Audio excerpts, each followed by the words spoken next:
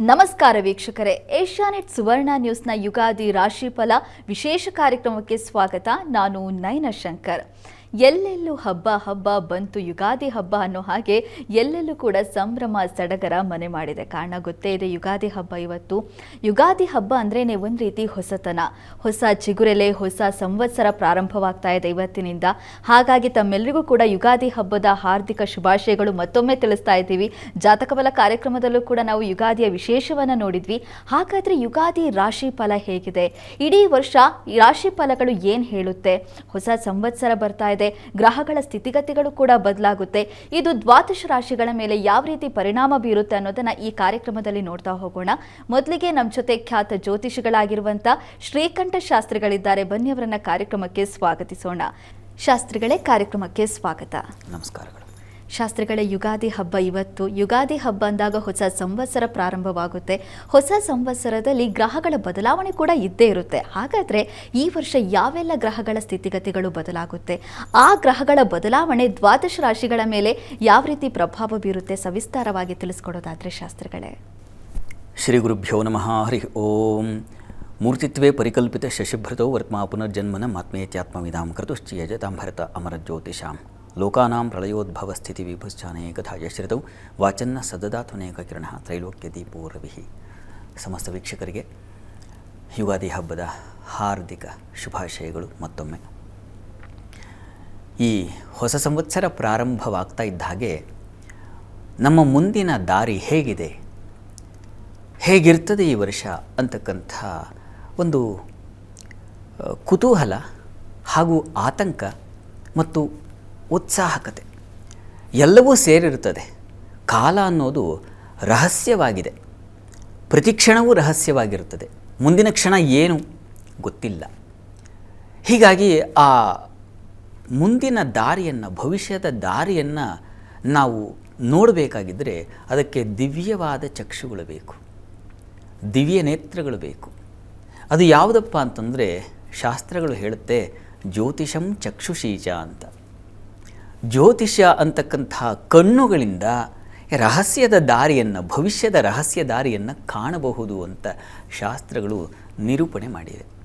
ಈ ದೃಷ್ಟಿಯಿಂದ ಈ ಪರಾಭವ ಸಂವತ್ಸರದ ಮುಂದಿನ ಹಾದಿ 12 ರಾಶಿಗಳವರಿಗೆ ಯಾವ ರೀತಿಯಲ್ಲಿದೆ, ಯಾವ ಸಂದರ್ಭದಲ್ಲಿ ತೊಡಕುಗಳು ಬರುತ್ತೆ, ಯಾವ ಸಂದರ್ಭದಲ್ಲಿ ಶುಭ ಫಲವನ್ನು ನಾವು ಸ್ವೀಕರಿಸ್ತೀವಿ, ಆನಂದ ಹೊಂದುತ್ತೀವಿ, ಈ ಎಲ್ಲ ಮಾಹಿತಿ ನಮಗೆ ಸಿಗ್ತಕ್ಕಂಥದ್ದು ಈ ಗ್ರಹಗಳ ಸಂಚಾರದ ಮೂಲಕ.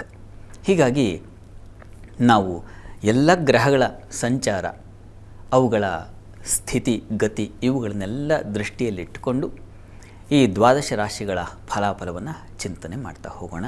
ಮೊದಲಿಗೆ ಮೇಷರಾಶಿ. ಮೇಷರಾಶಿಯವರಿಗೆ ನೋಡಿ, ಈ ವರ್ಷ ಹೇಗಿರ್ತದಪ್ಪ ಅಂತಂದರೆ, ನಿಮ್ಮ ರಾಶಿಗೆ ಈಗ ತೃತೀಯದಲ್ಲಿ ಗುರು ಇರತಕ್ಕಂಥದ್ದು, ವ್ಯಯದಲ್ಲಿ ಶನೈಶ್ಚರ ಇರತಕ್ಕಂಥದ್ದು. ಹೀಗಿರುವಾಗ ಹೆಚ್ಚಿನ ಶುಭ ಫಲವನ್ನೇನೂ ಕಾಣಲಿಕ್ಕೆ ಸಾಧ್ಯತೆ ಇಲ್ಲ, ಸಾಮಾನ್ಯವಾಗಿರ್ತದೆ.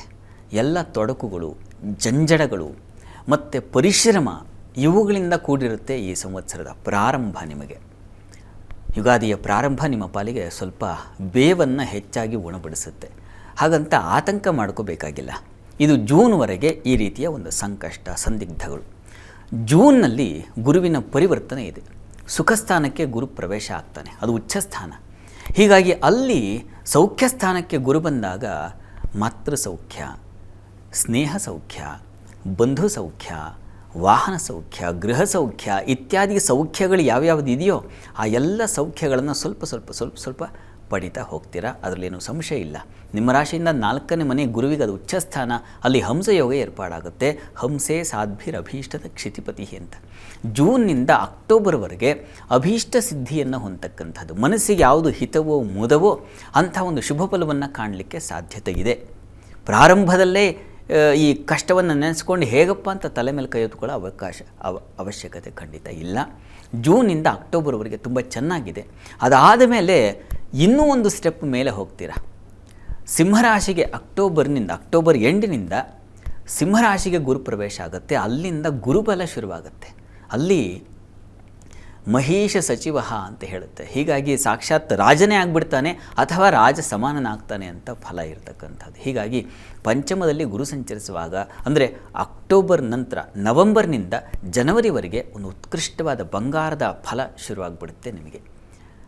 ಈ ವರ್ಷದ ಕೊನೆಯಲ್ಲಿ ನಿಮಗೆ ಅತ್ಯುತ್ಕೃಷ್ಟ ಫಲವನ್ನು ಕಾಣ್ತೀರಾ, ಅದರಲ್ಲಿ ಯಾವುದೇ ಸಂಶಯ ಇಲ್ಲ. ಹೈಯರ್ ಸ್ಟಡೀಸ್ ಅವರಿಗೆ ತುಂಬ ಚೆನ್ನಾಗಿದೆ. ಸಂತಾನ ಸೂಚನೆ ಆಗ್ತಕ್ಕಂಥದ್ದು, ಮನೆಯಲ್ಲಿ ಮಂಗಳ ಕಾರ್ಯಗಳು ಏರ್ಪಾಡಾಗ್ತಕ್ಕಂಥದ್ದು, ಒಂದು ರೀತಿಯ ಬುದ್ಧಿ ಬಲದಿಂದ, ಅರಿವಿನ ಬಲದಿಂದ ಜೀವನವನ್ನು ಅತ್ಯಂತ ಸೌಖ್ಯವಾಗಿ ಇಟ್ಟುಕೊಳ್ಳೋ ಶಕ್ತಿ ನಿಮಗೆ ನೀವೇ ಕಲ್ತ್ಕೊಂಡು ಬಿಡ್ತೀರ.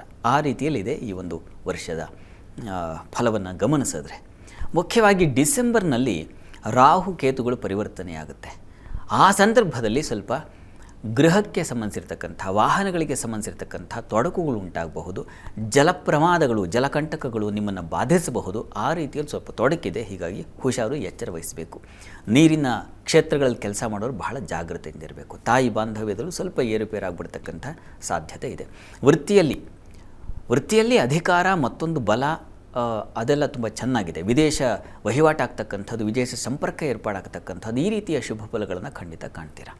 ಒಟ್ಟಾರೆಯಾಗಿ ಗಮನಿಸಿದರೆ ಮೇಷರಾಶಿಯವರಿಗೆ ಪ್ರಾರಂಭದಲ್ಲಿ ಜೂನ್ವರೆಗೆ ಸ್ವಲ್ಪ ಮಟ್ಟಿಗೆ ಸ್ವಲ್ಪ ಕಹಿ ವಾತಾವರಣ ಇರುತ್ತದೆ.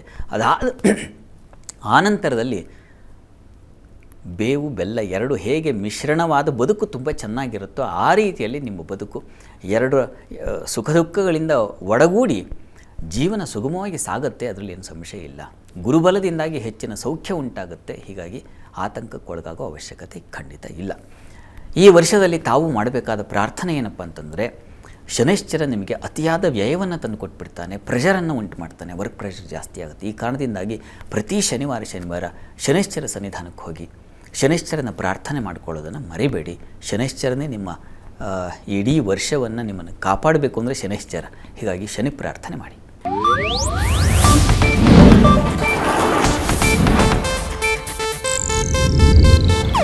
ಇದು ಏಷ್ಯಾನೆಟ್ ನ್ಯೂಸ್ ನೆಟ್ವರ್ಕ್ ಪ್ರಸ್ತುತಿ.